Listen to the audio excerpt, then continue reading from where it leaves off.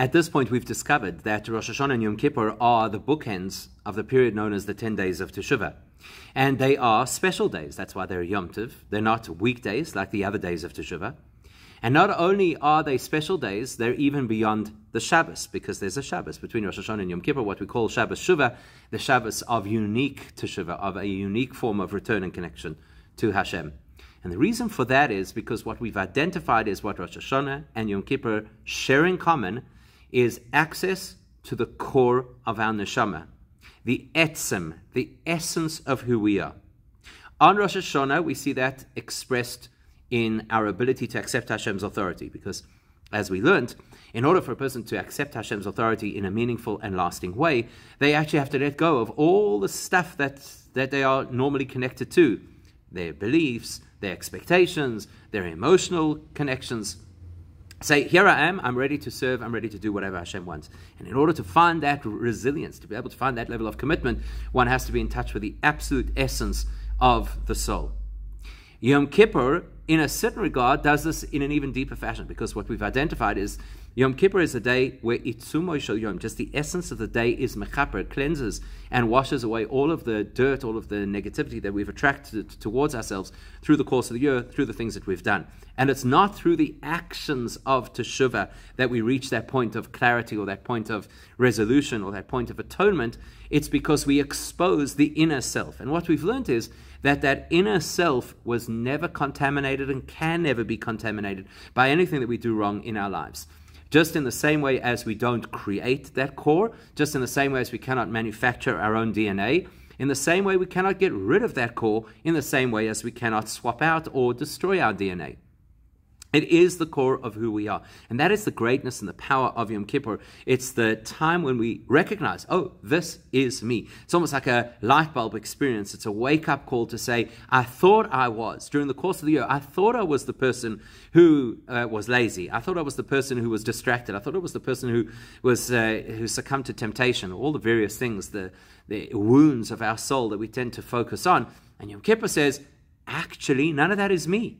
Those are experiences that I had, and those are things that I did, but they are not me. You want to know who I am? I'm one with Hashem. We are connected at the very core of our being.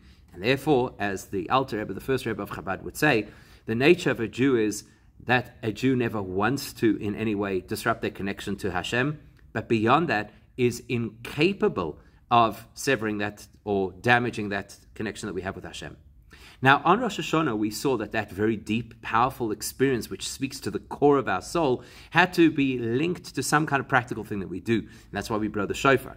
And that's why the shofar is a primal cry, because what that primal cry does is it reminds us that there's a voice deep inside of ourselves that doesn't speak language and doesn't even sing a tune.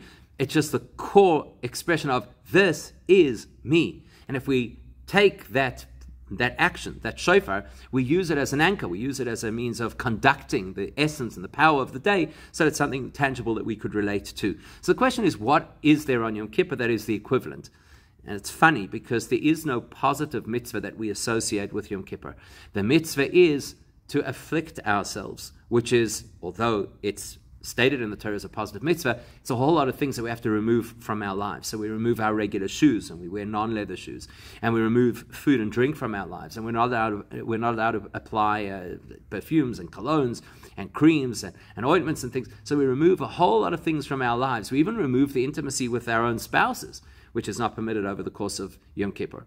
And what we're doing essentially is we're stripping away all the stuff that collects around us that distracts us from who we are. So in the same way as the shofar lets us hear the voice of the depth of our soul, and that's what gives us the link to the core of our being, which is expressed on Rosh Hashanah, these steps that we take over Yom Kippur to step away from the world, to disengage from materialism, not even to concentrate on basic needs of our body, is all to allow us the opportunity to engage our soul. And there's a fascinating thing that happens over the course of Yom Kippur if we allow it to happen.